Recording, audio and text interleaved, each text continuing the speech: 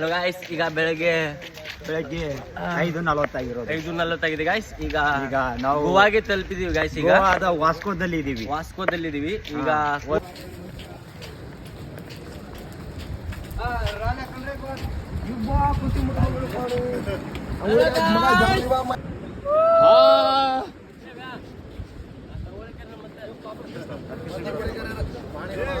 Hello guys, यहाँ ये देखिए हमारा फटके 4 होती। हेलो गाइस, ये बहुत बड़ा है, ये देखिए हमारा फटके 4 होती गाइस. ನೋಡಿ ಗಾಯ್ಸ್, ಅಲೆಗಳು ಹೇಗೆ ಬರ್ತಾ ಇದೆ ಅಂತ. ಹಬೀಬಿ ಹಳ್ಳಿ ಹೈದ ಗೋವಾಗೆ ಬಂದ. ಕಮ್ ಟು ಪೈನಾ ಬೀಚ್ ಓಡಿದ ಹೇಳಿರ.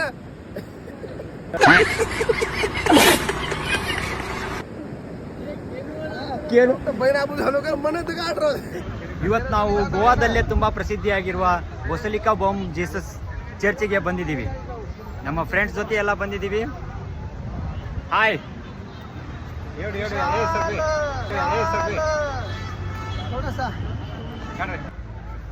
ಹೆಮ್ಮೆಯ ವಿಷಯ ಏನಪ್ಪಾ ಅಂದರೆ 15ನೇ ಶತಮಾನದಲ್ಲಿ ಈ ಹಳೆ ಗೋವಾ ಏನಿದೆಯಲ್ಲ, ಇದು ವಿಜಯನಗರ ಅರಸರ ಆಳ್ವಿಕೆಯಲ್ಲಿ ಒಳಪಡ್ತಾ ಇತ್ತು. ತದನಂತರ ಪೋರ್ಚುಗೀಸರು ನಿರಂತರ ದಾಳಿಯಿಂದ ಇದು ಪೋರ್ಚುಗೀಸರ ಆಡಳಿತಕ್ಕೆ ಸೇರ್ಪಡೆ ಆಯಿತು.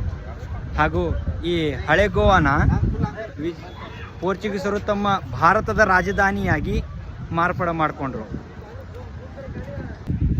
1501ರಲ್ಲಿ ಆಲ್ಫರ್ಡ್ ಡಿ ಅಲ್ಬುರ್ಗ್ ಅನ್ನುವ ಪೋರ್ಚುಗೀಸ್ನ ನಾಯಕ ಭಾರತದ ಮೇಲೆ ದಂಡೆತ್ತಿ ಬಂದಾಗ ಗೋವಾವನ್ನು ವಶಪಡಿಸಿಕೊಂಡ.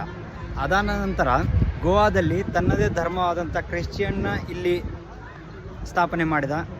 ಹಾಗೆ ಬರ್ತಾ ಬರ್ತಾ ಬರ್ತಾ ಈ ಗೋವಾದಲ್ಲಿ ಸಾಕಷ್ಟು ಚರ್ಚ್ಗಳನ್ನು ಕಟ್ಟಿಸಿದ. ಆ ಕಟ್ಟಿಸಿದ ಚರ್ಚ್ಗಳಲ್ಲಿ ಈಗ ನಾವು ಬಂದಿರೋದು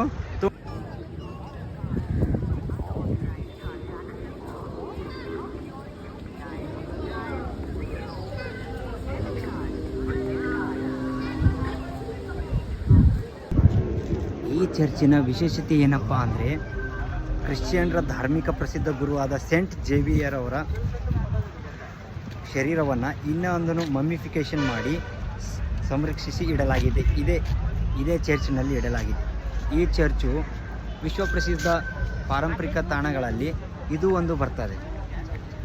ವಿಶ್ವಸಂಸ್ಥೆಯು ಇದನ್ನು ಪಾರಂಪರಿಕ ಸಂರಕ್ಷಿಸಿದ ಪ್ರವಾಸಿ ತಾಣಗಳ ಪಟ್ಟಿಯಲ್ಲಿ ಇದನ್ನು ಒಂದು ಪ್ರಮುಖ ಪಾತ್ರವನ್ನು ವಹಿಸುತ್ತದೆ.